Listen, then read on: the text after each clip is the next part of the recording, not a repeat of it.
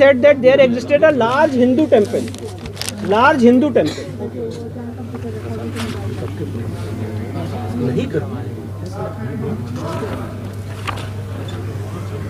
अब उसके बाद सेंट्रल चेंबर और जो मेन एंट्रेंस है उस पे जो एसआई का कंक्लूजन है वो मैं पढ़ के बता रहा हूँ। This temple has a big central chamber and at least one chamber to the north, south, east and west respectively.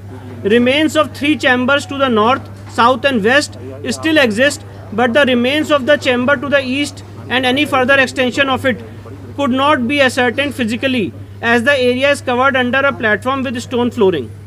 Central chamber of the pre-existing structure forms the central hall of the existing structure.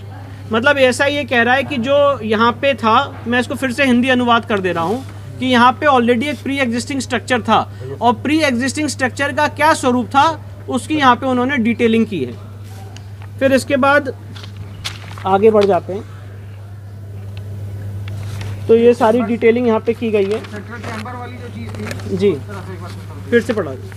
The temple had a big central chamber and at least one chamber to the north, south, east and west respectively.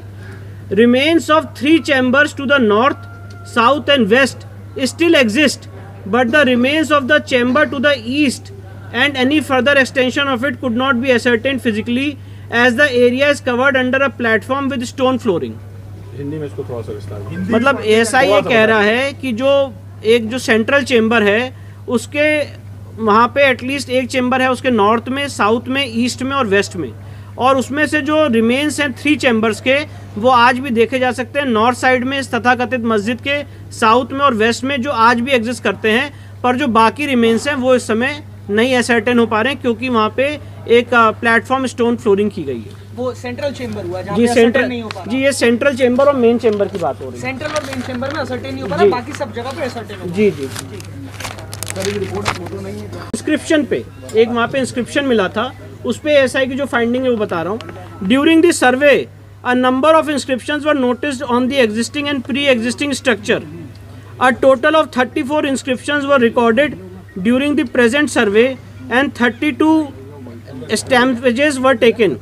These are in fact inscriptions on the stone of pre-existing Hindu temple which have been reused during the construction repair of the existing structure.